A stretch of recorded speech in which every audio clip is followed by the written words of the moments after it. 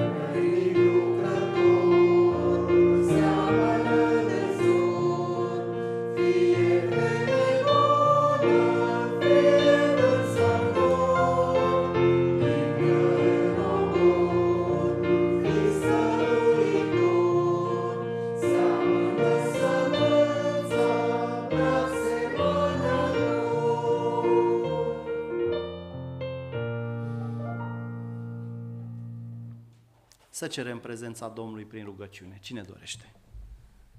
Tatăl nostru care ești în ceruri, în numele Domnului Hristos, în aceste momente ale serii, la început de sabat, ca copiii tăi venim să-ți mulțumim că ai fost cu noi săptămâna aceasta. Că suntem recunoscători pentru tot ce ai făcut pentru corpurile noastre, ne-ai dat pâinea cea de toate zilele, ne-ai dat sănătate, ne-ai ajutat să rămânem lângă tine și în aceste momente vrem să fii în mijlocul nostru. Amin.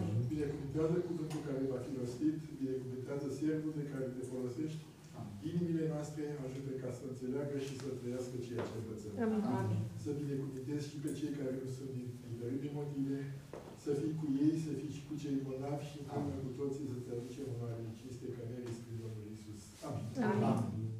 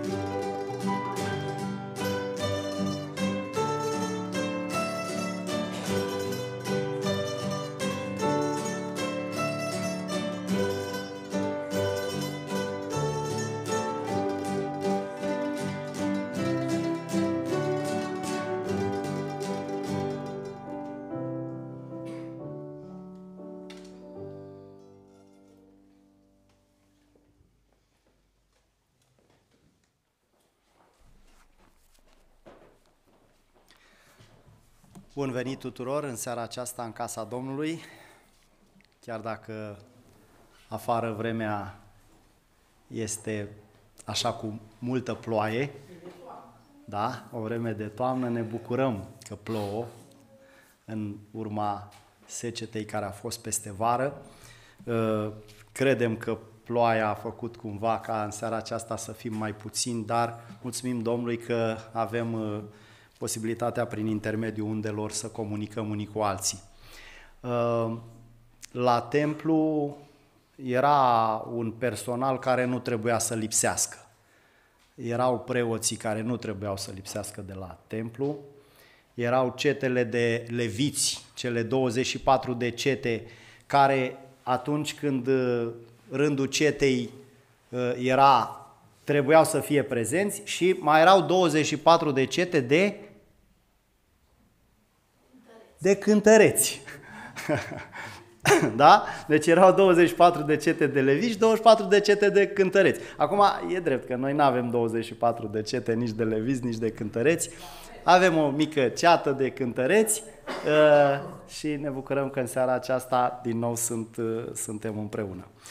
Dragii mei, în seara aceasta vom vorbi din Cartea Faptele Apostolilor, capitolul 6, începând cu versetul 7.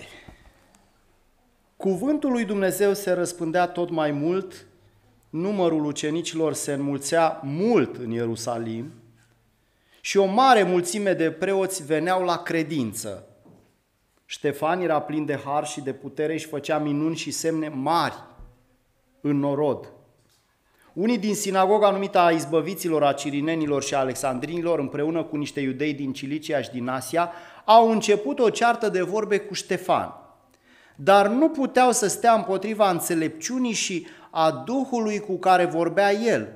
Atunci au pus la cale pe niște oameni să zică: noi l-am auzit rostind cuvinte de hulă împotriva lui Moise și împotriva lui Dumnezeu. Au întărâtat norodul, pe bătrân și pe cărturare, au năvălit asupra lui, au pus mâna pe el și l-au dus în sobor. Au scos niște martori mincinoși care au zis: omul acesta nu încetează să spună cuvinte de hulă împotriva acestui locaș sfânt și împotriva legii. În adevăr, l-am auzit zicând că acest Iisus din Nazaret va dărâma locașul acesta și va schimba obiceiurile pe care ni le-a dat Moise. Toți cei ce ședeau în sobor s-au uitat țintă la Ștefan și fața lui li s-a arătat ca o față de înger. Recunoașteți felul acesta de manifestare? Au găsit niște martori mincinoși și cu ce l-au învinuit? Cu ce au vrut să-l învinuiască și l-au învinuit și pe Domnul Hristos. Să ne gândim la faptul că cei care au început discuția cu Ștefan, zice că făceau parte dintr-o sinagogă, deci erau oameni cum? Religioși, da? Deci făceau parte din sinagogă, erau oameni religioși, da? Și oamenii ăștia au găsit cu cale că dacă trebuie să rezolvi problema asta, o rezolvi chiar și cu minciună, dar o rezolvi. Și au scos martorii mincinoși, au întărâtat norodul pe bătrân, pe cărturari și așa mai departe și au năvălit asupra lui și zice că l-au dus în sobor. Ce e interesant este faptul că, zice, toți cei ce deau în sobor când s-au uitat la Ștefan, ce era soborul acesta? Era Sinedriul, da? Era sfatul celor 70 de oameni care conduceau statul Israel. Și toți cei ce ședeau în acest Sinedriu, în sobor, s-au uitat țintă la Ștefan și fața lui li s-a arătat ca o față de înger. Mă gândesc, oare cum o fi arătat Ștefan? Și marele preot a zis: așa stau lucrurile. Adică tu ai hulit împotriva lui Moise și a lui Dumnezeu? Ștefan a răspuns: fraților și părinților, ascultați. Dumnezeul slavei s-a arătat părintelui nostru Avram când era în Mesopotamia înainte ca să se așeze în Haran. Și de aici, dragii mei, a început să povestească istoria poporului Israel, arătând că era un bun cunoscător al istoriei poporului. Și a povestit, și a povestit, și a povestit, și a povestit, până când, la un moment dat, spune el așa, oameni tari la cerbice, ne tăiați împrejur cu inima și cu urechile, voi totdeauna vă împotriviți Duhului Sfânt, cum au făcut părinții voștri, așa face și voi. Pe care din proroci nu i-au prigonit părinții voștri, au omorât pe cei ce vesteau mai dinainte venirea celui neprihănit, pe care l-ați vândut acum și l-ați omorât. La cine făcea referire? Da, și făcea referire la Domnul Isus, da? Voi, zice, care ați primit legea dată prin îngeri și n-ați păzit-o. Când au auzit ei aceste vorbe, îi tăia pe inimă și scrâșneau din dinți împotriva lui. Dar Ștefan, plin de Duhul Sfânt, și-a pironit ochii spre cer, a văzut slava lui Dumnezeu și pe Iisus stând în picioare la dreapta lui Dumnezeu și a zis, iată, văd cerurile deschise și pe Fiul omului stând în picioare la dreapta lui Dumnezeu. Vă dați seama cum l-a onorat Domnul Hristos pe Ștefan? În momentul în care Ștefan a trebuit să se apere, da, Domnul Hristos s-a ridicat de pe tron. Cum l-a onorat pe Ștefan? Ei au început atunci să răgnească și au astupat urechile. De ce? Să nu mai audă adevărul, da? S-au năpustit toți într-un gând asupra lui. L-au târât afară din cetate și l-au ucis cu pietre. Martorii și-au pus hainele la picioarele unui tânăr numit Saul și aruncau cu pietre în Ștefan, care se ruga și zicea, Doamne Iisuse, primește Duhul meu. Apoi a îngenunchiat și a strigat cu glas tare, Doamne, nu le ținea în seamă păcatul acesta, și după aceste vorbe a adormit. E un amănunt aici, nu foarte mare, dar este un amănunt de care să ținem seama. Martorii și-au pus hainele la picioarele unui tânăr numit Saul. Și-au pus hainele la picioarele lui. De ce? Păi, probabil ca să nu le ia cineva în timp ce ei lucrau, ei trebuiau să arunce pietrele și el trebuia să stea la calabalâcuri.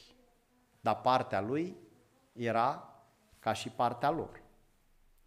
Și oare acest Saul tânăr, care și el se pare că făcea parte din Sinedriu, când a văzut fața lui Ștefan ca o față de înger, când a auzit acea istorie atât de frumoasă a poporului Israel, recunoștea el în sufletul lui că istoria aceea era o istorie reală? Pentru că, anticipăm puțin, Biblia spune că acest Saul nu era altcineva decât unul dintre marii tineri promițători a Israelului, cel care învățase în școala marelui rabin Gamaliel. În vremea Domnului Hristos erau 3 mari școli. Era școala lui Șamai, școala lui Hilel și școala lui Gamaliel. Iar acest tânăr, Saul, era învățăcel în școala lui, învățase în școala lui Gamaliel. Era unul dintre tinerii promițători. Și ei, în școlile rabinice, învățau istoria sacră. Știa. Și în momentele acelea a văzut fața lui Ștefan ca fața de înger, dar, spune capitolul 8, versetul 1, Saul se învoise la uciderea lui Ștefan.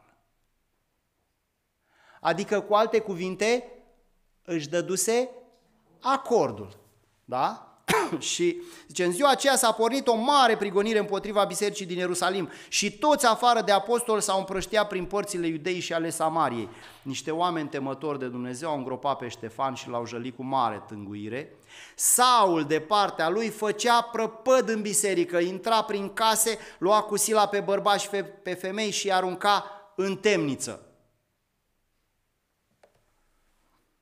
Adică era un om religios, foarte zelos în felul în care el înțelegea lucrurile. Era un om zelos? Foarte zelos. Problema însă este că zelul acesta era un zel în puterea lui care n-avea legătură cu Dumnezeu, deși el la origine credea că face voia lui Dumnezeu și că împlinește planul lui Dumnezeu. Ziua era cum era, dragii mei. Ziua era bine, se ducea, avea activitate. Ziua umbla după creștini, pe colo, să-i prindă, să-i ia, să-i ducă în temniță. Da? Zice că intra prin case, lua cu sila pe bărbați și pe femei. Nu conta cine era, cum era. Dacă se știe că este urmașa lui Hristos, trebuie luat și băgat în temniță. De ce? Pentru ca erezia aceasta să fie stârpită. Și cu cât o iei mai din fașă, cu atât o stârpești mai ușor. Ziua făcea ce făcea, dar venea noaptea. Știți ce se întâmpla noaptea? Când Saul se așeza în pat să adoarmă, nu putea să adoarmă. Știți de ce? Îi revenea, dragii mei, în minte fața lui Ștefan. Îi revenea în minte fața lui Ștefan ca o față de înger. Îi reveneau în minte cuvintele lui Ștefan, văd cerurile deschise și pe Iisus stând la dreapta lui Dumnezeu. Și îi reveneau în minte cuvintele lui prin care se ruga pentru iertarea lor. Lucrurile acestea erau foarte frământătoare. Mai mult decât atât, îi reveneau în minte toate profețiile cu privire la Mesia pe care el le învățase în școala lui Gamaliel. Învățase textul biblic. Pavel, dragii mei, a fost un mare cunoscător al Sfintelor Scripturi. Și îi reveneau în minte toate profețiile acestea cu privire la Mesia, la Iisus Hristos, la Fiul lui Dumnezeu venit pe pământ. Și în momentul în care îi veneau în minte, conștiința îi spunea, ai greșit, ești pe un drum greșit. Dar după aceea venea și își spunea, dar nu se poate să fiu pe un drum greșit. N-am cum să fiu pe un drum greșit, pentru că, uite, mai mari ce spun, nu se poate să se fi înșelat și ei.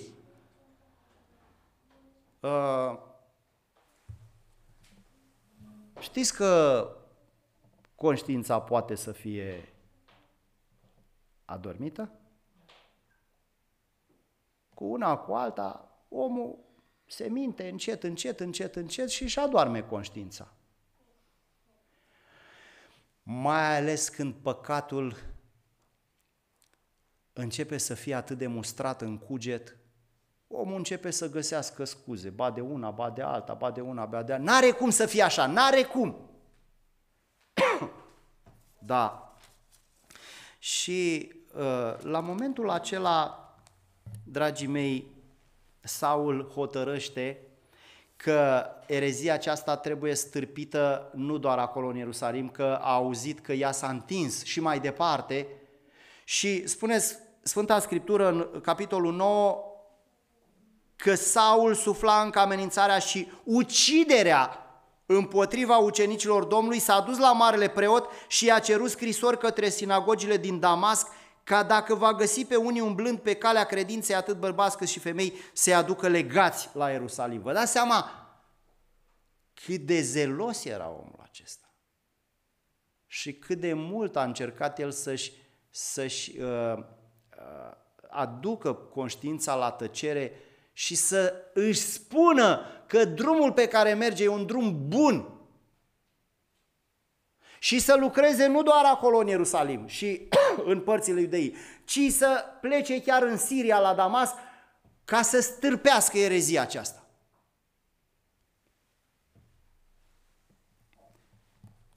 Nu ne va mira finalul istoriei Pământului, nu ne va mira. Vom constata, dragii mei,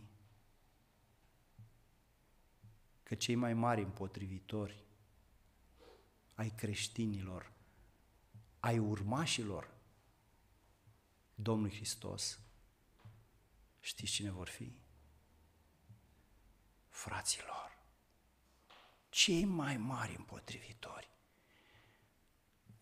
care vor spune despre ei că sunt niște eretici. Dacă vrem să știm mai mult despre istoria aceasta a viitorului cu privire la prigonirea creștinilor de către creștini, înainte de revenirea Domnului Hristos, acasă, citiți cartea lui Obadia. E o pagină. Acolo se scrie atât de clar. Fratele care va da la moarte pe fratele său și se va uita mulțumit când îi se vor răpi lucrurile materiale pe care le-a agonisit și el pe planeta aceasta. Se va uita mulțumit în ziua aceea când fratele lui va fi prigonit și dat la moarte. Și pe când mergea spre Damasc, nu mai avea mult să ajungă. Era atât de uimit de frumusețea drumului. Trecuse zona de pustie și se apropia de Damasc și era o zonă mănoasă, frumoasă. Și ce pe drum, când s-a apropiat de Damasc, deodată a strălucit o lumină din cer în jurul lui. El a căzut la pământ și a auzit un glas care îi zicea: Saule, Saule, pentru ce mă prigonești? Adică ce vrea să spună lucrul acesta? Tu care ești pe planeta aceasta, poți să prigonești pe cineva din cer? Ce legătură ai tu, pământeanul, cu cineva care locuiește în cer? Nici o legătură. Am zice noi, nicio legătură. Însă aici spune că glasul acela l-a întrebat pe Saul: pentru ce mă prigonești? Cine ești tu, Doamne? A răspuns el. Și Domnul a zis: eu sunt Iisus pe care îl prigonești. Ți-ar fi greu să arunci înapoi cu piciorul într-un țepuș. Acum am o întrebare. L-a prigonit Saul pe Domnul Hristos? L-a prigonit? Da? Nu. Dar știți ce a spus Domnul Hristos? Când veți face aceste lucruri, celui mai mic frate al meu, mie mi le-ați făcut. Adică orice om care îl urmează pe Iisus și care se declară un urmaș al lui, în mod veritabil, în mod real, Iisus se identifică cu el. De aceea Biblia spune că cine se atinge de ei, zice, se atinge de lumina ochilor mei, zice Domnul. Și acum Iisus îi pune lui Saul această întrebare: pentru ce mă prigonești? Mare va fi uimirea oamenilor la sfârșit când vor vedea de câte ori și-au bătut ei joc de creștini, când vor vedea că de fapt și-au bătut joc nu de creștini, ci de cine și-au bătut joc? De Dumnezeul creștinilor.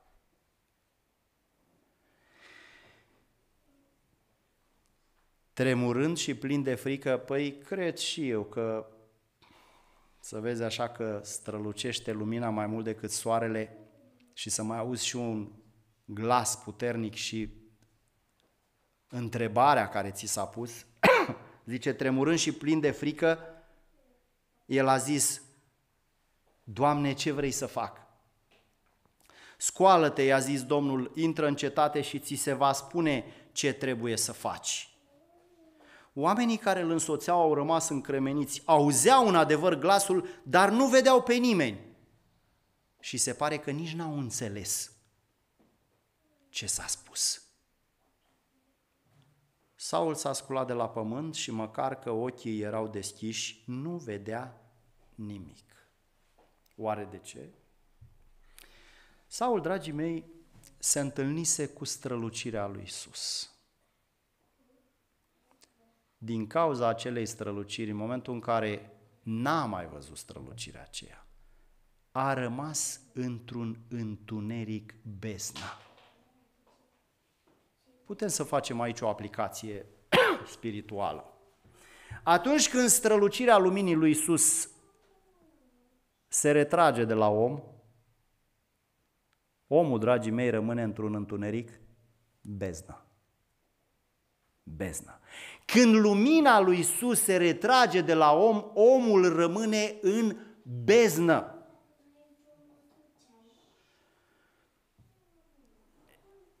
Este o beznă morală. Și se pare că pământul acesta a început să lepe de lumina lui Iisus. Și pe măsură ce timpul trece, parcă pământul leapă de tot mai mult lumina lui Iisus. Și pe măsură ce leapă de lumina lui Iisus, întunericul începe să cuprindă planeta. Saul s-a sculat de la pământ și măcar că ochii erau deschiși, nu vedea nimic. L-au luat de mâini și l-au dus în Damasc. 3 zile n-a văzut, n-a mâncat, nici n-a băut nimic. Ce credeți că a făcut 3 zile? N-a băut, n-a mâncat, n-a văzut. Credeți că l-a vizitat vreun creștin? Credeți? Nu. Nu l-a vizitat nimeni. Păi pentru ce să-l viziteze? Pentru ce? Că doar creștinii știau de ce a venit Saul în Damasc. Se auzise că Saul a orbit. Hai să-l vizităm. Nu. Nu-l vizităm. De ce? Păi s-ar putea să fie vreo stratagemă. Cine știe ce pune la cale? Zice că a orbit și să ne prindă pe toți. Nu.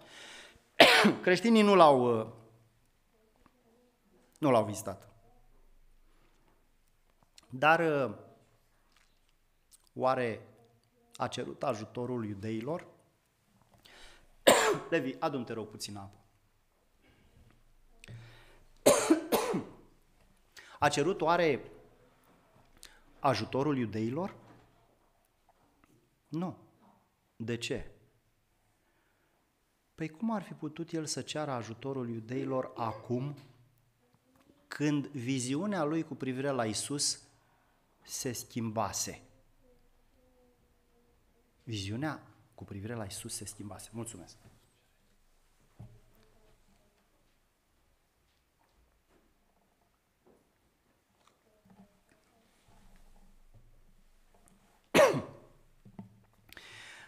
Trei zile n-a văzut, n-a mâncat, nici n-a băut nimic. Dragii mei, în zilele acestea, nu știu dacă vi s-a întâmplat să stați în beznă mai mult. Să stai în beznă. Să stai în beznă. Și să nu mai vină lumina.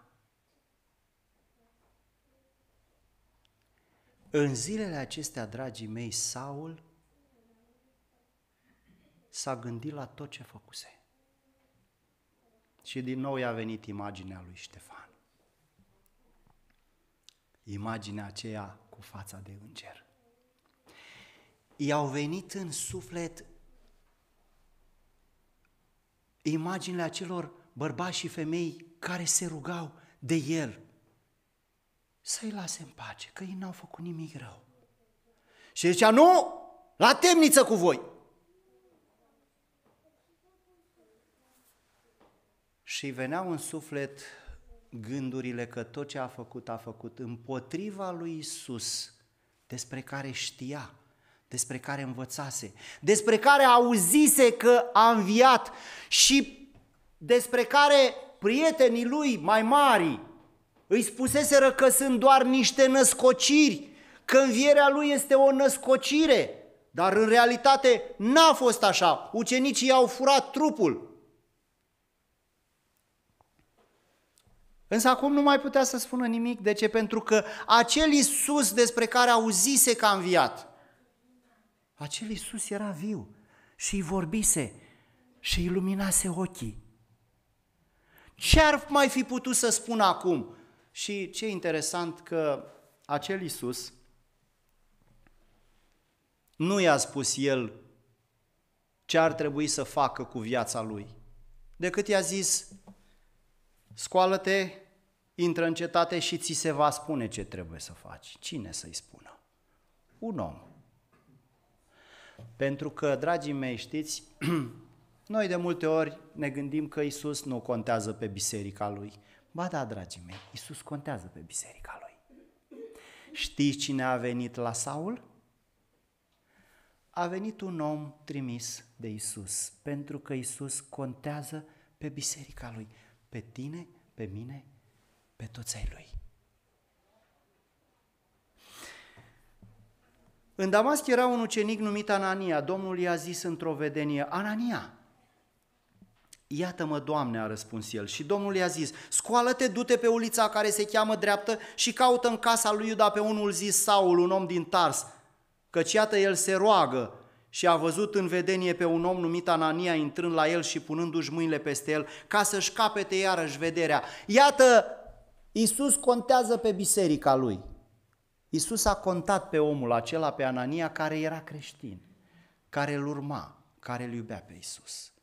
Și Iisus i-a vorbit lui Anania și a spus: du-te la Saul.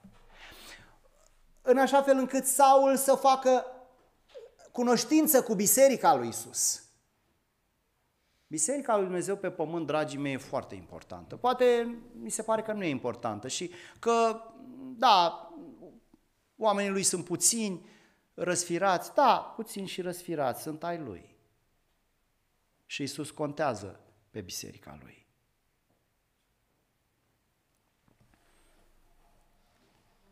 Doamne, a răspuns Anania, am auzit de la mulți despre toate relele pe care le-a făcut omul acesta sfinților tăi în Ierusalim.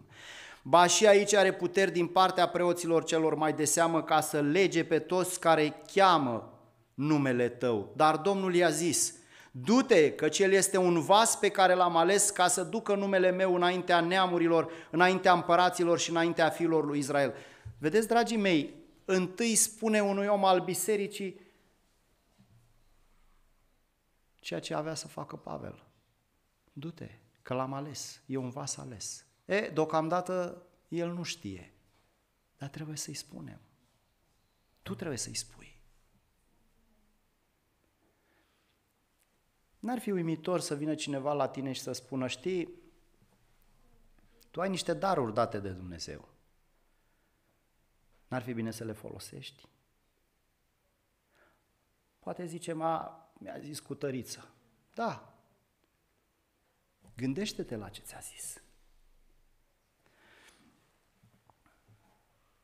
Du-te, căci el este un vas pe care l-am ales ca să ducă numele meu înaintea neamurilor, înaintea împăraților și înaintea fiilor lui Israel. Și îi voi arăta tot ce trebuie să sufere pentru numele meu. Anania a plecat și după ce a intrat în casă a pus mâinile peste Saul și a zis: frate Saule, Domnul Iisus, care ți s-a arătat pe drumul pe care veneai, m-a trimis ca să capeți vederea și să te umpli de Duhul Sfânt. Chiar în clipa aceea au căzut de pe ochii lui un fel de solzi și el și-a căpătat iarăși vederea, apoi s-a sculat și a fost botezat. După ce a mâncat, a prins iarăși putere, Saul a rămas câteva zile cu ucenicii care erau în Damasc și îndată a început să propovăduiască în sinagogi că Iisus este Fiul lui Dumnezeu. Dragii mei, aceasta este întoarcerea. Știți, Sunt mulți oameni care spun că nu există Dumnezeu, unii care se îndoiesc că Iisus a fost într-adevăr, sau că dacă ar fi fost, n-ar fi înviat. Dar e interesant că istoria aceasta a pământului nostru păstrează nu doar urmele lui Iisus, păstrează și urmele lui Pavel. Și nu doar că cea mai mare parte a Noului Testament este scrisă de acest apostol, Saul, Pavel, căruia Dumnezeu i-a schimbat numele, ci dacă te duci prin toată lumea, vei găsi mărturii cu privire la faptul că cineva știe despre faptul că Pavel a existat. Catedrale care îi poartă numele. De ce? De ce să poarte o catedrală numele unui om? Pentru că omul acela a existat. Pentru că omul acela a lăsat niște urme. Și omul acela care a lăsat niște urme spune: Iisus s-a descoperit apostolilor, s-a descoperit la peste 500 de oameni deodată, de frați deodată, și zice, după aceea, ca unei stârpituri, mi s-a descoperit și mie. Ai de ce să crezi că Iisus este înviat? Cine ar fi murit, dragii mei, în vremea aceea pentru o minciună? Este unul dintre marile argumente ale faptului că Iisus este viu. Cine ar fi murit pentru o minciună?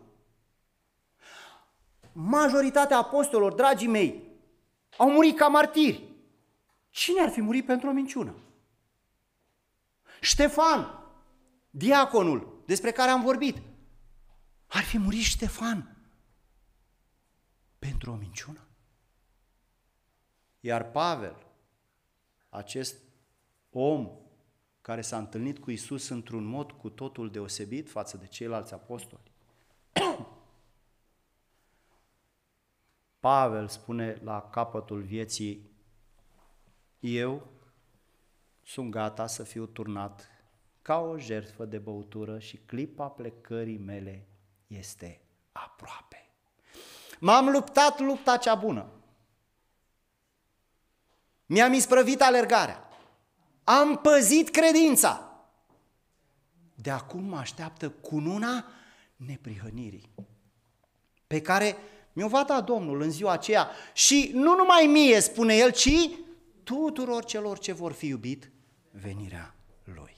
Dacă n-ai niciun argument că Iisus este viu, dacă n-ai niciun argument în sufletul tău că Iisus este viu, gândește-te la Pavel.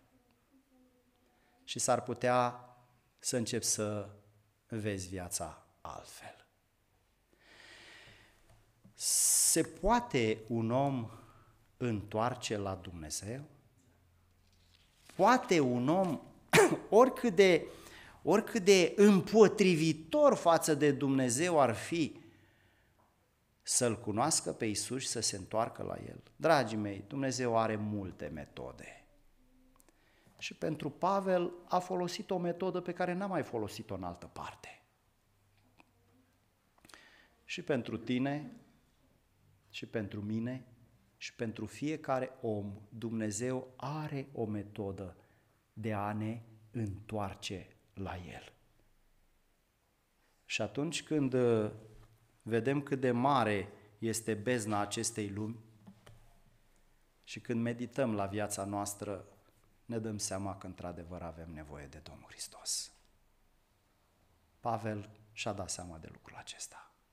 Și spune Sfânta Scriptură că îndată, după momentul acela în care i-a revenit lumina, i-a revenit vederea, în viața lui s-a produs o mare schimbare. Și după aceea spune Sfânta Scriptură că a început să propovăduiască în sinagogi că Iisus este Fiul lui Dumnezeu. nimeni nu putea să-i stea împotrivă, nimeni. Dacă la început oamenii erau uimiți de faptul că acela care a fost prigonitor a devenit unul din marii apărători al lui Iisus, după aceea mulți dintre aceștia, dragii mei, au devenit dușmanii lui, pentru că nu puteau să accepte lucrul acesta, că Iisus este viu. Nici astăzi, mare parte din omenire nu acceptă că Iisus este viu. Dar asta nu înseamnă că nu este viu. Dragii mei, fiecare dintre noi putem să fim chemați să avem un moment de întoarcere la Dumnezeu din toată inima. Și nu știm dacă nu cumva, poate chiar în seara aceasta Dumnezeu face un apel la sufletul nostru. Să ajute Domnul să putem să descoperim lumina Lui și chemarea pe care Dumnezeu ne-o adresează fiecăruia dintre noi, într-un fel sau în altul, să o acceptăm și să ne ducem rolul pe care Dumnezeu ni-l încredințează până când El se va întoarce. Domnul să ne binecuvinteze pe toți. Amin.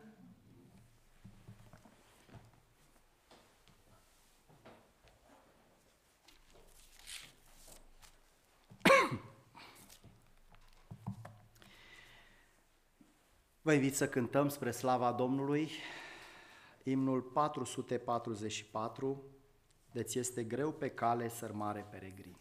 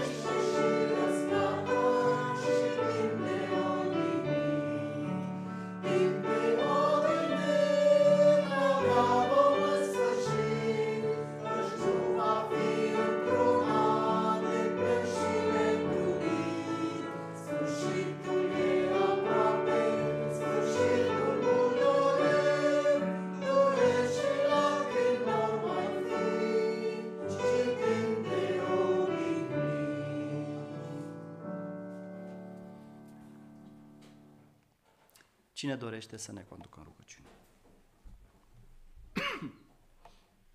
Tatăl nostru care ești în ceruri, prin Domnul Iisus Hristos, venim plecați la picioarele tale cu mulțumire și recunoștință că și în această seară, prin bunătatea ta, venită rugăciunea mulțumim pentru cuvântul din această seară. Ajută-ne, Tată Bun, ca în orice situație să dăm dovadă ca adevărați creștini. Îți mulțumim pentru asigurarea care ne faci, că indiferent dacă mai rătăcim pe cale, Tu găsești metode să ne îndrepți. Te rugăm în continuare, Tată Bun, să fii cu noi, să binecuvintezi serviciile divine, să binecuvintezi și familiile noastre. Amin. Și pentru toate îți mulțumim prin Domnul Iisus. Amin. Amin.